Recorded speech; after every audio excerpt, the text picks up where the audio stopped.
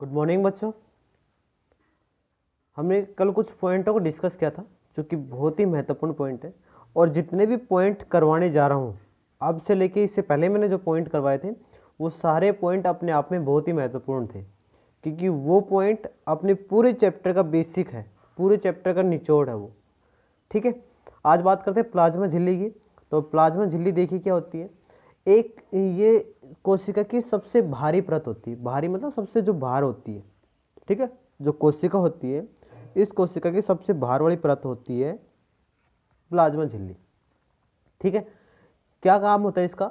ये जो इसके अंदर जो कोशिका के जो घटक होते हैं, घटक मतलब क्या हो गए, जो कोशिका को बनाने का जो निर्माण करते हैं, कोशिका के निर्माण में जो सहयोग करते हैं वो उसके घटक कहलाते हैं। ठीक है, जिनसे कोशिकाएं बनती हैं वो उनके घटक कहलाते हैं, और उन घटकों को वो पर्यावरण जो पर्यावरण है उनसे अलग करती है।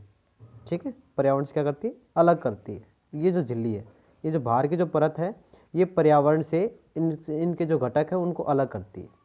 ठीक है, समझ में आ गया। तो ये जो प्लाज्मा झिल्ली होती है ये लचीली होती है, और लचीली होती है इसी कारण से ये सबसे बाहर वाली परत होती है। और ये जो प्लाज्मा झिल्ली है ये किन से बनी होती है, तो ये लैपिड और प्रोटीन के दो परतों से बनी होती है। कार्बनिक अणु, ठीक है, किससे बनी होती है, कार्बनिक अणु कौन कौन सी, लिपिड और दूसरा है प्रोटीन, इन दोनों से मिलकर बनी होती है। समझ में आ गया। तो आपको लिखना है प्लाज्मा झिल्ली के बारे में, आपको पॉइंट बना के लिखना है प्लाज्मा झिल्ली के बारे में। प्लाज्मा झिल्ली लिख के हेडलाइन बना के और फिर लिखना आपको यह कोशिका की सबसे भारी परत होती है। ठीक है, और उसके बाद लिखना है यह लचीली होती है। ठीक है, सेकंड पॉइंट। तीसरा पॉइंट क्या हो जाएगा, ये कार्बनिक अणुओं जैसे लिपिड तथा प्रोटीन के दोनों परतों से बनी होती है। ठीक है, लिपिड और प्रोटीन की परतों से बनी होती है। ठीक है, आया समझ में। तो ये पॉइंट आपको लिखने प्लाज्मा झिल्ली में। बात करते हैं नेक्स्ट इसमें क्या कहा है कि जो अमीबा में जो भोजन होता जो भोजन प्रक्रिया होती है, जो अमीबा में भोजन प्रक्रिया होती है, भोजन ग्रहण करने की जो प्रक्रिया होती है, उस प्रक्रिया को इंडोसाइटोसिस कहते हैं। क्या कहते हैं, इंडोसाइटोसिस। तो ये पॉइंट भी आपको इसी तरीके से स्टार बना के लिखना है कि अमीबा में भोजन ग्रहण करने की प्रक्रिया इंडोसाइटोसिस कहलाती है। ठीक है, समझ में आ गया। अच्छा, अगर मैं ये कहूँ कि पौधों में जो भोजन बनाने की जो प्रक्रिया है वो क्या कहलाएगी, तो सिंपल सी बात है, प्रकाश संश्लेषण क्रिया कहलाएगी। ठीक है, नेक्स्ट है हमारा, नेक्स्ट में क्या कि विसरण एक कोशिकाओं में होने वाली क्रिया है। विसरण मतलब बिखेरना। ठीक है, विसरण का मतलब क्या होता है, बिखेरना। विसरण एक कोशिकाओं में होने वाली, इन जो ये कोशिका होती है, एक कोशिकाओं में होने वाली प्रक्रिया है जिसमें कार्बन डाइऑक्साइड तथा ऑक्सीजन जैसे गैसीय पदार्थों के अणुओं का परिवहन वर्णात्मक पारगम्य झिल्ली द्वारा होता है। वर्णात्मक पारगम्य झिल्ली मतलब झिल्ली के आर पार। ठीक है, झिल्ली के जो आर पार जो परिवहन होता है, मतलब परिवहन का मतलब एक स्थान से दूसरे स्थान तक जाना। ठीक है, और विसरण का मतलब भी मैंने ये कहा था, फैलाव करना। ठीक है, फैलाना। तो ये कार्य होते हैं, एक विसरण भी एक कोशिका की कार्य है, जो कार्य जो क्या काम होता है जिसका, जो कार्बन डाइऑक्साइड और ऑक्सीजन जो गैस होती हैं, गैसीय जो पदार्थ होते हैं, उन पदार्थों को जो पारगम्य झिल्ली है, पारगम्य जिसके अंदर पार हो सकते हैं, जिनके अंदर गमन कर सकते हैं, ठीक है, पारगम्य झिल्ली में प्रवेश कर सकते हैं या परिवहन कर सकते हैं, वो परिवहन करने की जो प्रक्रिया है वो विसरण कहलाती है। ठीक है, आया समझ में। बात करते हैं नेक्स्ट पॉइंट क्या है, जल के अणुओं की गति वर्णात्मक पारगम्य झिल्ली द्वारा हो उसे परासरण कहते हैं। अब ये इंपॉर्टेंट है, ये लिख लेना परासरण क्या है। ठीक है, आप क्वेश्चन क्या बनाओगे, परासरण क्या है, और उसका आंसर लिखोगे जल के अणुओं का, जल के जितने भी अणु हैं उनका वर्णात्मक रूप से, वर्णात्मक मतलब वर्ण के अनुसार, क्रम वाइज वर्णात्मक रूप से पारगम्य झिल्ली द्वारा, ठीक है, जो गति होती है अणुओं की, ठीक है, क्या कहा मैंने, जल के अणुओं की गति, या फिर आप इसको ऐसे लिखो, जल के वर्णात्मक पारगम्य झिल्ली द्वारा अणुओं की जो गति होती है। ठीक है, फिर से सुनो इसको, फिर से आप, थोड़ा सा मैंने गलती कर दी बोलने में, फिर से सुनो आप इसको, जल के अणुओं की वर्णात्मक पारगम्य झिल्ली द्वारा गति परासरण कहलाती है। ठीक है, आया समझ में। नेक्स्ट जो पॉइंट है केंद्रक कोशिका का सबसे बड़ा कोशिकांग है। कोशिका मतलब कोशिका अंग, कोशिकांग मतलब समझ आया, कोशिकांग मतलब कोशिका का जो सबसे बड़ा अंग है वो क्या है, केंद्रक है। ठीक है, जो कोशिका के अंदर पाया जाता है, कहाँ पाया जाता है, कोशिका के अंदर पाया जाता है। गुणसूत्र कोशिका के केंद्रक में पाए जाते हैं। अब ये ध्यान रखो, जो गुणसूत्र होते हैं, जो मेल और फीमेल में पाए जाते हैं, 23 जोड़े गुणसूत्र होते हैं, जितने भी गुणसूत्र होते हैं वो जीव जंतुओं में पाए जाते हैं, वो गुणसूत्र कोशिका के केंद्रक में पाए जाते हैं। अब आप इस पॉइंट को समझो, कोशिका में क्या पाया जाता है, केंद्रक पाया जाता है, और केंद्रक में क्या पाया जाता है, गुणसूत्र पाए जाते हैं। ठीक है, आया समझ में। तो आप इसको भी पॉइंट बना के लिख लेना, ये जो पॉइंट है ये भी इंपॉर्टेंट है कि केंद्रक जो होता है वो कोशिका का सबसे बड़ा अंग है, जिसको कोशिकांग बोलते हैं, सबसे बड़ा कोशिकांग है। ठीक है, कोशिका के अंदर पाए जाते हैं, तो सिंपल सी बात है। उसके बाद आपको नेक्स्ट पॉइंट आपको बना के लिखना है कि गुणसूत्र कोशिका के केंद्रक में पाए जाते हैं, जो सिर्फ कोशिका विभाजन के समय ही दिखाई देते हैं। और वो कब दिखाई देते हैं, जब कोशिका अलग होती है, कोशिका का जब विभाजन होता है तब वो गुणसूत्र हमें दिखाई देते हैं। ठीक है, समझ में आ गया पॉइंट। तो बहुत ही आसान आसान से पॉइंट है। नेक्स्ट है, केंद्रक के चारों ओर दोहरे परत का एक स्तर होता है। दोहरे मतलब डबल लेयर वाली एक स्तर होते है, एक परत होती है, जिसे केंद्रक झिल्ली कहते हैं। अब केंद्रक हमने पढ़ लिया, केंद्रक की झिल्ली क्या होगी, केंद्रक के चारों तरफ एक दोहरी परत होती है, मतलब डबल परत होती है, डबल लेयर वाली परत होती है, उस परत को केंद्रक झिल्ली कहते हैं।